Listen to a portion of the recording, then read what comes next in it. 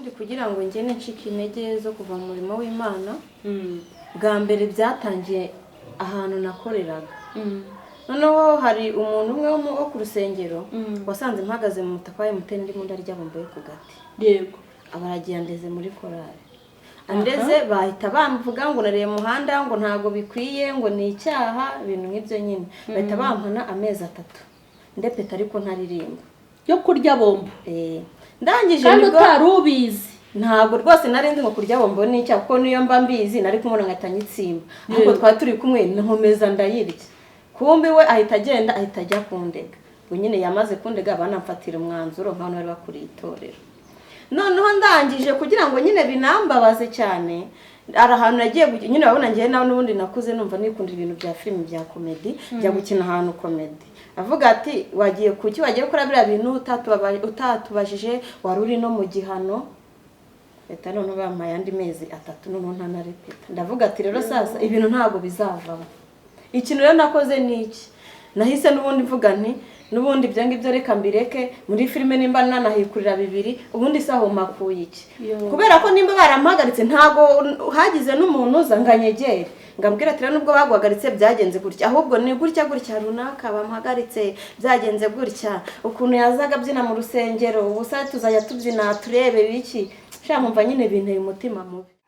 Ndabashuhuje cyane abakurikirana mama Charlene official abakunzi b'ibiganiro na filime ijambo ry'Imana ndetse n'ibindi byose bitandukanye. Ndabahobeye cyane mu izina rya Yesu. Nizere ko mukomeye kandi muguye we neza. Nizere ko uyu mwaka Imana yababambiye amahema kandi ikaba mu ruhande rwanyu. Nukuri nizere ko Imana y'amahoro ikomeje kubashimisha no kubanezeza kandi ko mukomeje gukurikirana ibiganiro na filime binyura kuri mama Charlene official. Nizere ko mukomeje gukomeza guhinduka ndetse no guhindukira. Imana y'amahoro ibishimire. Abarwayi ni muhumure muzakira, abari mu ntambara ni muhumure Imana izazirwanya kandi abari mu bibazo bizakemuka. Mukomeze kwizera Imana ya Yakobo ibabere Imana y'umutabazi. Rero uyu munsi ntago bisanzwe. Sinabibabwiye se narabibabwiye yuko muri uyu mwaka nyine tugomba gukora tugifite uburyo kuko uburyo ari igihe butazaboneka. Ubushize mu kiganiro narababwiye ngo nimuze tubibe tuzasarura.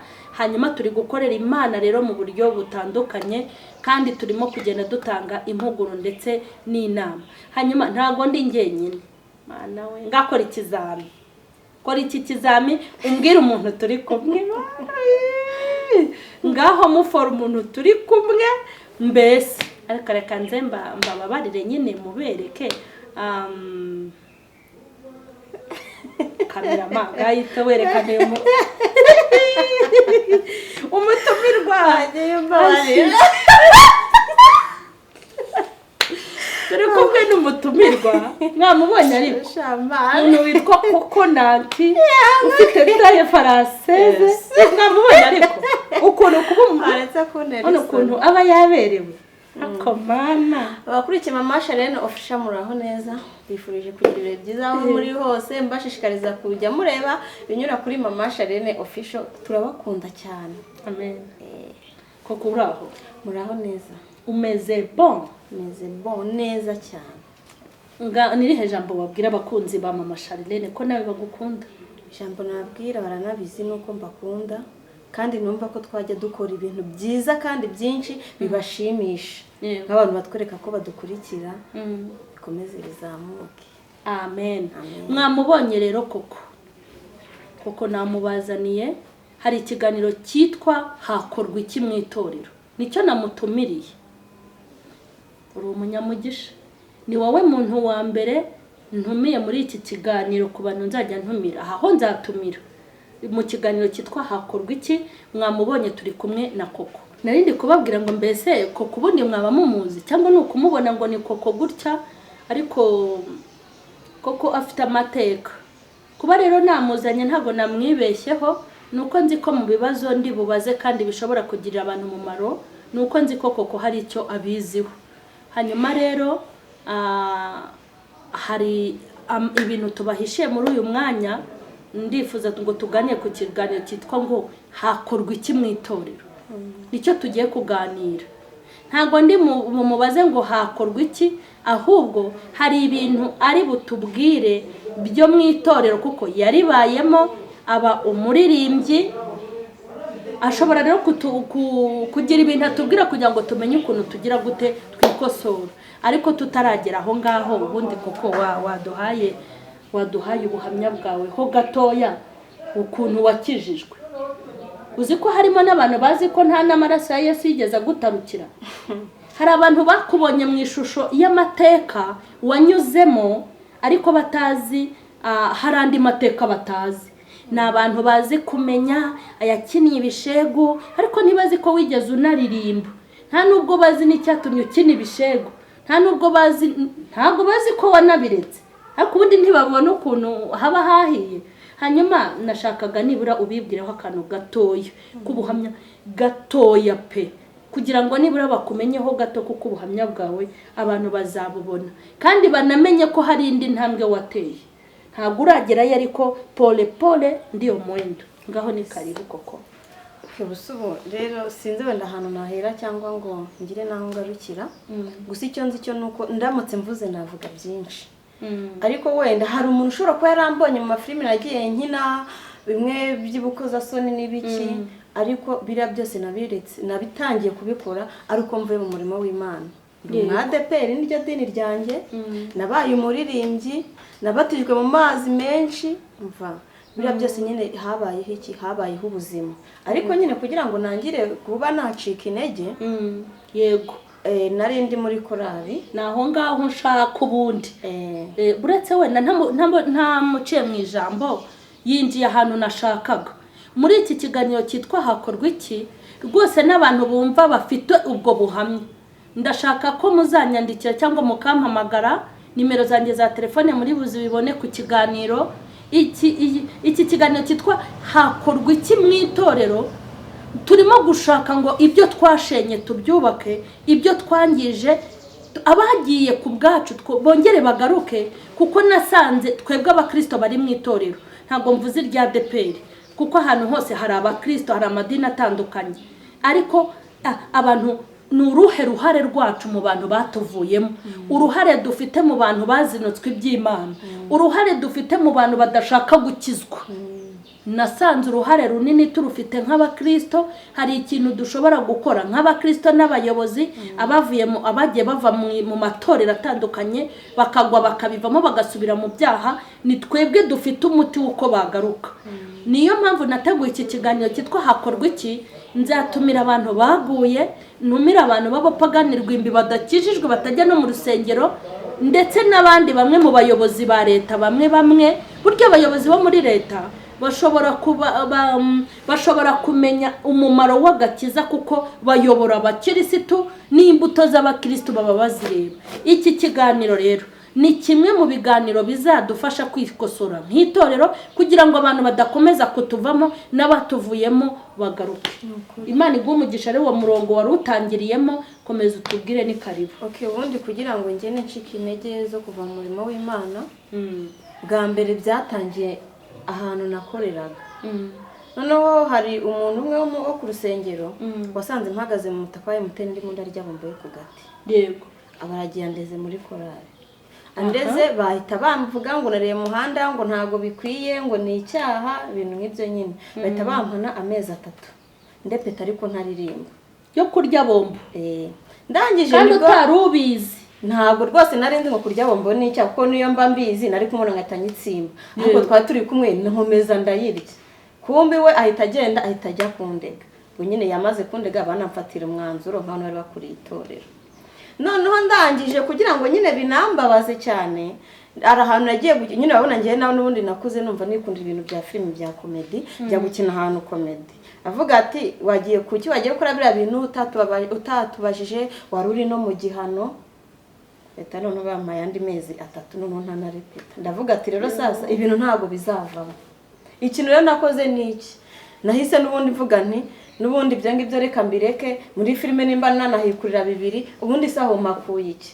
Kubera ko nimba barampagaritse ntago hagize n'umuntu uzanganyegere. ngambwira ati nubwo baguhagaritse byagenze gutya ahubwo ni gutya runaka bamuhagaritse byagenze gutya ukuntu yazaga byina mu rusengero ubusa tuzajya tubyina turebe biki sha nkumva nyine binteye umutima mubi ndabyibuka nibwo covid yahise itangira kuba ndangije burya se ejo bundi ejo bundi covid itangira kuba covid itangira kuba nibwo nahise ngiranya njya nyine muri ibintu by'amafilime ariko nkavuga ati nta murimo mfite ufatika reka njye kwaka agakerede ndagenda ahantu mu itsinda naka amafaranga 500 natsi 500 rero sasa covid iraza kubyishyura birananirana hari ahantu baha amafaranga abagore wishyura buri cyumweru amafaranga no bigira kwishyura na covid habaho guma mu rugo n'ibiki kwishyura biranga ibintu none biba biranshanze neza rero reka mvugeho akantu gato ku bantu wenda bona ngo zibira bintu nakoze harimo ibishego harimo ibiki suko nari mbikunze mu masharire umugabo mafite naga ari papa kandi aho ntashye niho ntaha ingwate nari natanze ni igipapuro cyangwa ku mugabo wa mama nari nagiye mbatekera imitwe barakima ndavuga ati noneho mana yanjye ko bigeze kigiye kigiye kugira cyo kwishyura batanze kirangiye nzabigenza n'amafaranga nzayakurayo nibwo nese mbaza umubosi nakoraga nyine dukora mu bintu bya comedy n'amafaranga yashire muri komero nanumbaze ngo yanashize ndangije nibwo yahise agira ati andangira umubosi ngo dukorane biriya biganiro byacaga ku YouTube ndavuga ati aho kugira ngo ngende mbi ndanicuruze ndabikora ariko nyabone cyo kuri bahise bampa 200 bahita bambwira ko nzajya nyakorera umva barankoresha ko gatuna mbwene sinarinzi no kubivuga n'imbere y'Imana bashyiraga kamera hari akavuga ati vuga gutya bigenze gutya nkabivuga nabyibagirwa bagakatinga bakongera nta muntu numwe wo mwitorero wigize zangwa nyegere ngabwira ati se umukobwa mwiza gutya na gutya ko hari umukozi w'Imana ko hari uri muri mu bimbere wateraga ikorasi abo twajyanye mu byumba nta wigeze zanga nsure ahubwo nuwo narinzi yayisagira ate yayisanshikaho ubwo nyine niko guhenenuka n'imbere y'Imana natangiye kwikubita gashya ari uko duhuye wibuka ibiganiro twagiranye wabimbajijeho ngusobanurira icyabineye kandi kuva nyine byanarangira cyangwa se intama wagiye ungira urazizi ntabwo twajona nkuko akenshi naje nje ngo dukorane ntabwo witaye ngo wenda ngo nje kugukorera wahise utangira kumfata nk'umwana wawe ungira inama nangira kugenda ngaruka gake ubu ngubu ndatuje simba nifuza n'umuntu wongera kunyibutsa iki byabihe rero ikintu nabwira abakristo ubona umuntu wenda yahuye n'ikigeragezo mubaza ikintu cyabimuteye mubwira ati se ko narinzi yuko ibintu utanabitinyuka bitewe n'iki akenshi ibintu dukora n'inda ya burya yo ku muhanda hari yajya kwicuruza bitewe n'ubuzima uretse ko mwanzuro wo nta ufata ariko mugenzi w'imbona mu kibazo ngo umucyahe urigenda wongorane amashirire buzikaga ko bakadena gutya na gutya no mwegera umugira inama nimba ufite icyo umufasha nubona byanze wegera abo musengana muganire ku kibazo cya mugenzi wanyu ariko kugenda gutya nawe urimo kumucumuriraho kandi Imana ibizi ibibazo nyine yavuke muri mpamvu tujya tuvuga ngo tuzaya dusubirizwa igihe tutazi cyangwa se ukanavuga ngo aho data na mama batabaye Imana yarahabaye iraturengera ibi nibyo biherera Imana yatangiye kundengera niyo mpamvu rero wenda biciye kuri wowe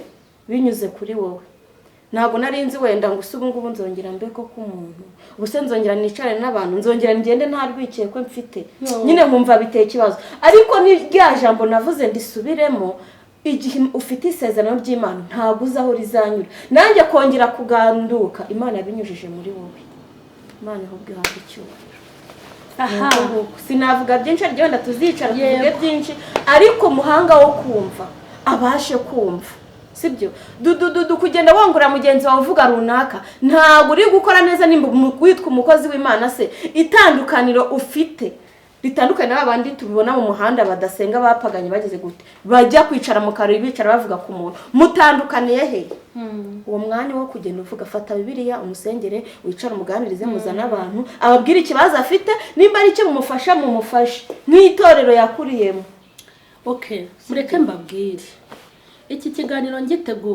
nagiteguye ndi gusenga ngiye ibiganiro bica kuri channel yanjye mba nicaye nkasenga Imana ikanyungura ubwenge naricaye mbona umwuka mubi uri hagati y'abakristo n'abadasenga sanga twataye ibara dutanibaba ndibaza kuki abantu b'abapagani badashaka gukizwa ku bwacu ndibaza kuki abantu benshi barimo baragenda bagwa mbese nta ruhare rwacu ruhari ntegura iki kiganiro ntabwo njya nakira ubuhamya bwose bubonetse kandi ubuhamya ni bwiza, ariko mbahaye ikaze abantu bazi ko bari abarokore mukagwa. Nkeneye ubuhamya bw'ibyagiye bibagusha. Ibi bizaba inzira yo kugira ngo abafite amatorero, abashumba bacu n'abapasiteri bazikubita agashyi, babona ukuntu bakwiye kuyobora intama kugira ngo zitagwa. Abapasiteri benshi akazi kabo ni ugusinya bavuga ati ubwavuye mu itorero rahagaritswe, ntabwo ahubwo azafata wa mwanya ngo agusange mu rwakuganiriza. Ese we mupasiteri aho uri, mbere yo kumva ibyo bakubwiye ibyo bakuregeye, wa mukristo bakuregeye nyuma wakoze ubuhe bushakashatsi kugira ngo muhagarike umuntu mu itorero wamaze kumenya ngo byagenze gutya namuganirije arananira. Yego, wowe wakoze iki? Kare we wakagombye kuba wikure bazo biri mu itorero. Kare we baza bibwira ubwira umuntu ati runaka turamuhagaritse, wakoze iki ku ruhare rwe? Ese ni wowe wundi nimba uzi ko umuntu yavuye mu murimo w'Imana akagwa, wamugurokora wamudiyakoni we, wakoze iki? Waramuganirije hakorwa iki? Ese nimba umuganirije akanga, nta bandi bari hejuru yawe muganira, fata itsinda. Hari n'amasengesho rega ari hejuru y'imbaraga z'ibiganiro cyane. Muri kumva ko ibi biganiro birakenewe, ibyo kuzajya twumva runaka bamutenze bikarangiriraho, tukaba abantu bo kwirwa dutanga raporo. Namufatiye mu kabari pasite, namufatanye n'umukobwa, nabonye asohoka apfunyunyuka mu nzu bwije. Utwo dukuru tukanezezwa nuko yabashyize ahabona, tukanezezwa nuko batenzwe, bikaba ibyishimo by'abarokore. Ntabwo ibyo ari ibyishimo byacu, si n'amafiyeri yacu tuba twapfushije. Reka nkubwire, iyo abantu bagenda basohoka mu itorero kubera abandi, tuba turi kugusha ishyano.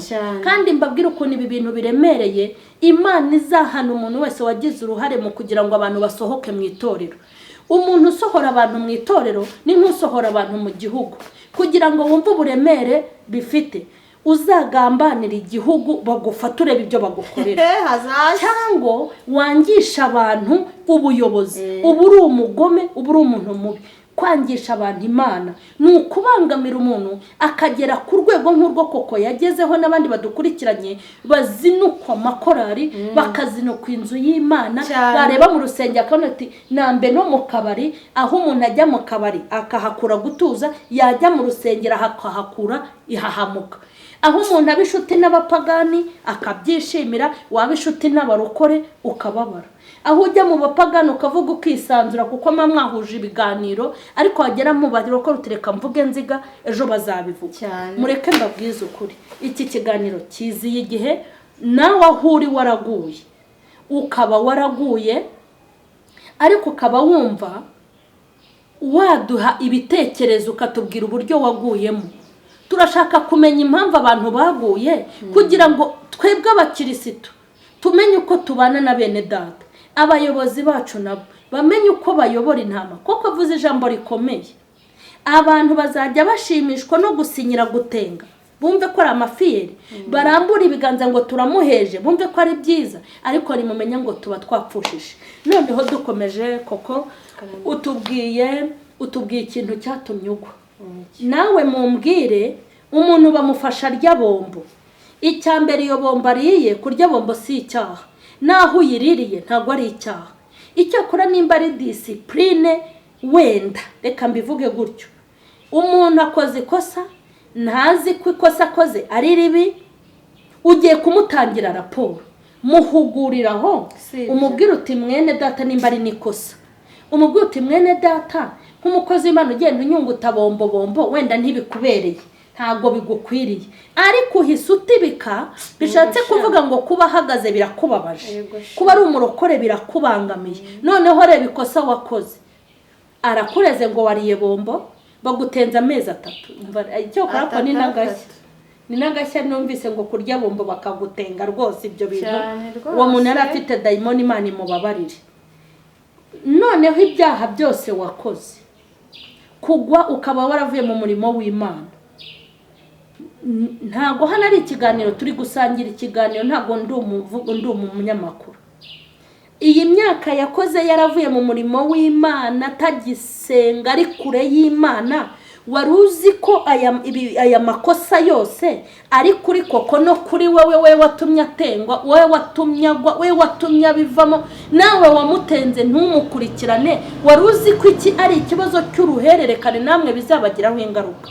Hanyuma nkagaruka nkavuga ngo koko nyuma y'ukugwa ukava mu gakiza, ndashaka tubwire hagati yo kuba mu Mana na hagati yo kubivamo ahantu umva wagira ibihe byiza ni hehe, ku buryo ushobora kuvuga ngo burya kuba mu Mana ntacyo bimaze, cyangwa ukavuga ngo burya kuva ku Mana mbese ibyo ni ibintu ntapfa kuvuga ngo ndabigereranya gutya. Ku muntu uba uri mu Mana ukorera Imana byonyine niyo ugenda uba wumva ufite ifiyeri ridasanzwe. Amen. Ariko nimba uri umupagani hari ibintu byinshi ukora bigiye bihabanye, n'ikintu ukora ukumva wagira wenda nk'ahantu gutya runaka ukumva ufite isoni. Yego sibyo, ukumva ufite isoni. Ariko ubu nyine nje ntabwo nita wenda ngo babonye ngo biriya ngo bazajya bavuga gute, hoya nje ahubwo ikintu nyine mba mbona harimo itandukaniro cyane, kuko ubu ngubu mba ngenda nkumva nta kibazo mfite, nkumva sinzi uko nyine nabivuga, mba numva yari cyane. Ariko mbere wari ufite ipfunwe, mbere ubu ngubu ntabwo nakicara ngo mvuge ngo gutya, oya ntabwo byaraga byashoboka simubeshye. Ariko mba numva mfite fiyeri yo kubona kuri icyo ari cyo cyose. None hari abantu bashobora kubona dukina filime itandukanye, mbese ibyo mbona kuri kamera bitandukanye n'ibyo tubonera inyuma. Wenda uretse wenda yuko ejo ndi nyine twabivuze, ariko n'ubu nyine biragaragara nta muntu wari uzi wenda ngo kuko ndi umugore. Sibyo, umuntu wese yambonaga hariya muri kamera ushobora kubona nyine nka ziriya role akavuga ati n'ubundi wasanga wenda buriya bufite, wasanga biriya bintu abikora, amasherene ni umugome, wasanga n'ubundi ari kameze uriya mugore buriya n'ahari. Biriya byose n'iki ni akazi tuba turimo, nyuma y'akazi tuba turi mu buzima busanzwe kandi bwiza. Ntabwo twe turi imbobo, ntabwo turi ba mayibobo, ariko mu kazi tuzaba mayibobo, dukubure niba ngombwa dufate n'amashusho tugenda dutora mu muhanda, kuko nyine twe turi mu kazi. Ariko nyuma y'akazi tuba turi mu bundi buzima, nimukatwitiranye. None se koko nyuma yo kuva mu itorero, nyuma yo gutengwa, na nyuma yo kuba waragarutse, izindi ngamba ufite ni izihe? Watubwiye ko wari umuririmbyi wabaga mu itorero rya DPR, waragarutse biragaragara ko hari intambwe wateye pe, ko ngiye n'abatabizi bazabimbaze, hari intambwe wateye no gutarazitera zose, n'undi ntwaziterera rimwe. Ntabwo umwana avuka ngo akure yuzure ingobyi. Ufite izindi ngamba zihe ziruta izo wicaranye ubu nonaha? Ingamba numva mfite n'izuko numva n'ubundi nasubira mu bintu nakoze byo gukorera Imana, gusa nyine ikintu kitandimo ntabwo nasubira muri korali. Yego, najya gusenga nk'abandi, Imana yama ijambo ryo kuvuga nkarivuga, nimba ari ibyumba nimba n'ubwo butayu nkaba nabujyamo, ariko ikosa nakora ni ryo kujya muri korali cyangwa ngire ngo umurimo ukomeye runaka mu rusengero. None se ko kujya muri korali wari wagiye gukorera Imana ikubwiye ngo ndashaka kuba umuririmbyi, wabyitwaramo gute? Ibyo byo wenda birashoboka, Imana ishobora kubitegeka, ntawe uzi aho inzira zica, ariko njyaho nicaye ku ruhande rwanjye niba numva ntasubira muri korali. Nta mukristo usenga wubaha Imana mu buryo bwose bushoboka, ariko nta kuvuga ngo ngiye muri korali iminsi 3 ya korali yashize amasengesho. Hari n'abo nzi bari muri korali barutwa n'abapagani basanzwe, turabazi buri wese mbese uzi ko ajya mu cyumba cy'amasengesho. Rubyiruko twakoranye amasengesho, witekerezeho ya minsi 3 y'amasengesho, witekerezeho hahandi na hahandi, wiyigombere kugira ngo uzicara uvuge ngo barampagaritse. Ese wowe bira byose babimenye baguhagarika bingana iki? Yego, abenshi harashya mu masharire, harashya abenshi mu masengesho harashya we. Imana ibagirire neza, Imana itugirire neza, Imana igire neza abantu bayo. Hanyuma nashakaga ni yihe nama koko, kubera ko kuva muri korali ukava no mu Mana ukicira ziriya nzira, hari inama ushobora kugira umuntu uri ku rugamba nk'urwawe ukiri mu itorero utarabivamo, wahuye n'ibibazo nk'ibyo wahuye nabyo, ni yihe nama wamugira muri uyu mwanya? Wamubwira ngo azabivemo amere nkawe, cyangwa yitanga inama? Iyo nama nabagira bite nuko nyine urumva ngewe amabida amwe nagiye nkora amakomedi ateye isoni n'iki, nabikoze mbikoreshejwe n'ubuzima. Yego, ntabwo nzi ngo wa wundi nawe yabikoreshejwe n'ubuzima, ariko icyo nzi cyo nuko abenshi tubikoreshwa n'ubuzima, kuko atari ubuzima abana benshi bakira cyangwa se bafite ubushobozi baba bakiga. Nanjye nza kugira imivukire myiza mba niga nkaba mfite akazi, nzi umbwira cya cyongereza nanjye nkagusubiza, ariko ubu ntabyo nzi. Ariko nimba uzi yuko nyine wabikoresherwa n'ubuzima, oya turi kubwira umuntu utarabikora, inzira yanyura ntazabyifuza. Yego, abenshi nyine iyo utarabikora birakubwira ati aratwika, wabona wenda video yagiye kuri kamera arebwe nk'abantu 100 ngo ni umusitari. Nta musitari kwa Yesu, ubu umusitari mu rusengero, n'umusitari kuri kamera, n'umusitari ngo umubosi agukoresheje gutya. Noneho usasuze iyo uje ngo urabiharaye, aba boss bagukoroniza kubwo wabumva wanakambara ubusa imyenda yose ugakuramo ko batakubyaye, sibyo? Bo bashaka iki? Bashaka zanyu. Yego, ni ahantu na hamwe uzakura amahoro hatari mu rusengero. Ubaha Imana n'urimbura n'umwanya wose gufata akantu kawe, akanya kawe wiherere usenge utakira Imana. Nabonye Imana itwumva nubwo itahita igusubiza, ariko iba irimo kumva icyo ushaka cyose. Hari uburyo ikunyuzamo ikagusubiza. Haleluya. Nge Mana nkunda gufashwa cyane iyo ntekereje ibihe cyangwa wenda bitewe n'abantu turi kumwe, ariko Mana sihazagira umuntu wifuza kuba mu buzima nka buriya. Nta mitwikire, uzakine filime nk'izo twikinira urimo gutanga inyigisho ku bintu dukina n'ibintu bibaho, sibyo? Utanga inyigisho runaka, niba guhararo y'uburayo urabizi bibaho ntago ari ukuriyo, nyuma ya kamera ufata ubundi buzima, hapana kuzagira ngo umuntu aza kubone hanga wakinnye uri inshinzi ugeze no hanze ubaye inshinzi. Ntago bishobora kuvuga. Niho handi uzagaragaza yuko akazi gatandukanye n'ubuzima bw'umuntu busaba hanze. Yego. Okay, mwakomeje kumva rero hari abantu bafite ikibazo nk'icyo koko yari afite. Mwumvise ubujyanama kugwa ntago ari byiza, nubwo wabona ibikugusha uzakomere, kuko aho koko yagwiriye harimo abahakomereye, kandi aho atasimbutse hari abahasimbutse, ubuzima bwamutsinze hari ababutsinze. Yarari kukugira inama kubwira ngo hanze ni habi, amahoro aba kwa Kristo, nubwo we yabivuyemo yabigiyemo kubw'amahitamo y'ubuzima, ariko wowe amahitamo y'ubuzima nakujyana ahantu habi ntuzabyemere. Noneho turimo turasoza koko, nagira ngo nkwisabira ikintu, ukurikije uko wabanye muri korali, ukaba mu itorero, ukabona ukuntu abantu batagiye bakwitaho, ni iyihe message waha abayobozi badukurikiranye b'amatorero kugira ngo bajye kwita ku ntama zabo, cyangwa baririmbyi ukuntu bakwiye kwita ku baririmbyi bene wabo? Inama nabagira, nimba uri umukozi, uri umuyobozi wa korali, cyangwa se uri umuyobozi wenda uri pastor cyangwa umudiyakoni, sibyo? Ngewe uza gusenga ni ngewe utuma uba muyobozi, kuko twe tudahari ntago wazabona buyobora, sibyo?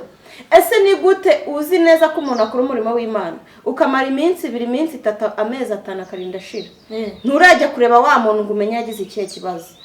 Ushoboye no kubabaza runaka arakongoreye, ubiruka nka nyamagambo, aho ngo hazavamo uwe musaruro. Ese ubuyobozi bwawe ni ubuhe? Inama ngiye nabagira nuko nimba ubonye umugenzi wawe agize ikibazo, sibyo? Twese turi mu nzira, buri wese arimo ararwana n'inzira izatujyana mu ijuru. Ngiye ndi kwihigira ku giti cyanjye, nawe ndi kwihigira ku giti cyawe.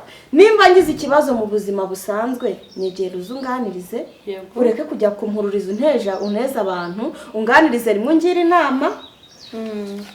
Bwa kabiri nubona byanze ungira inama, ubwa gatatu uzafate mugenzi wawe umuzane. Ese ubwo mu Kristo azakunaniza iki? Mumenye kugira inama abo muyoboye, nabo batenze babakurikirana. Nimba agize ikibazo mukurikirana, umva ati se warivumbuye, umubwire impamvu, mwereke n'impamvu wamuhagaritse, kuko ari ibintu biba bitanumvikana neza, sibyo? Narangiza ndumva atazananirwa kukumva. Yego.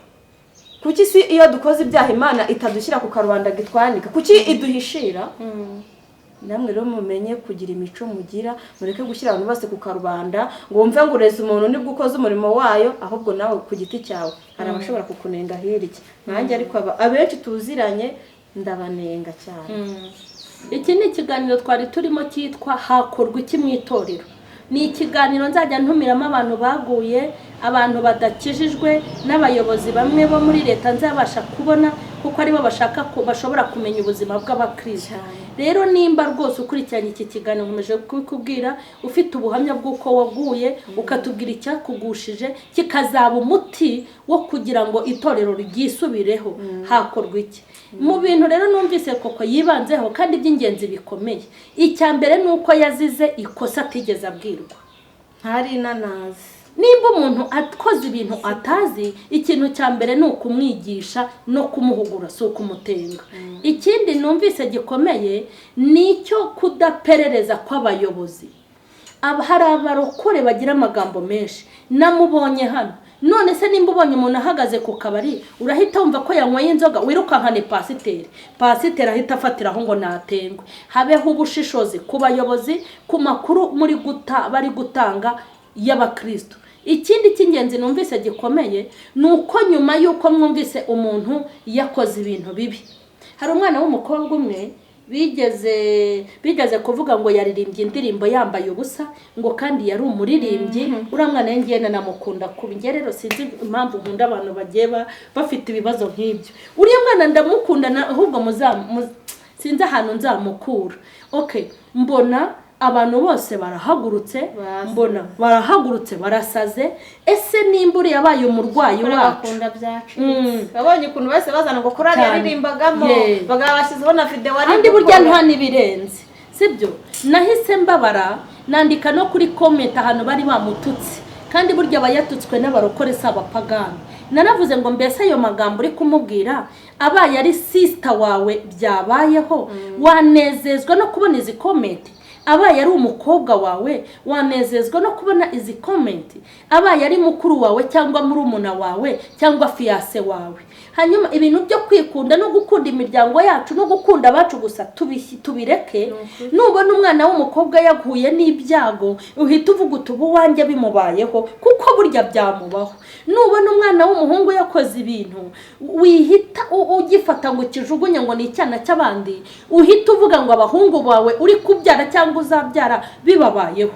Tuba abantu rero Bibiliya avuga ngo tumere nk'ingingo ziri ku mibiri yacu, iyo akaboko karwaye iyo urugingo rumwe rwababaye, n'izindi ngingo zifite zigira ikibazo. Nta na rimwe ukuboko kuzagenda, hagenda ukuguru. Nta nubwo ukuguru kuzafata, hafata ukuboko. Nta na rimwe izuru rizareba, hareba ijisho. Nta na rimwe ijisho rizahumurirwa, hahumurirwa izuru.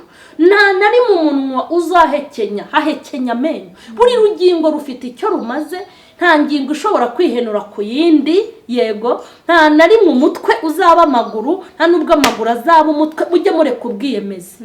Nubona umuntu ahuye no gukora ibikorwa bibi, genda umuganirize. Ni ukuri. Nk'ubu koko ambwira ikibazo yagize cyamuteye gukora ibyo yakoze, nahise mukunda. Ndavuga nti nanjye mpfuye fifu wanjye akabifubyi, birashoboka ko yakubitana n'ubwo buzima nawe akamera nka koko. Aramutse abaye nka koko rero narakondaguraga abandi bana bameze gutyo.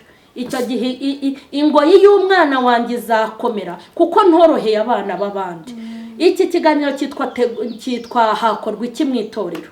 Abayobozi mwumvise icyo gukora, abakristo natwe twumvise icyo gukora. Ni mu nyemerere ibyo twashenye tubyubake. Icyuho kimaze kuba kinini mu gihugu no mu bantu. Twabaye iciro ry'imigani, nimuze twubaka ibyo twashenye. Koko turagushimiye cyane kuri Mama Charlene Official. Nzagenda nkuzana inshuro nyinshi, uduhe n'ubuhamya bw'ibyo wanyuzemo, uvuga aho Imana yagukuye naho igejeje. Cyane ko hari ubuhamya butaratomoka neza tubabikiye. Hari igihe nzababwira ukuntu koko afite umusheri ari we mukwe wanjye. Ito mukwe shawe. Koko Imana yamuhaye umusheri mwiza, uretse hari wibogari shawe mutanazanamenye.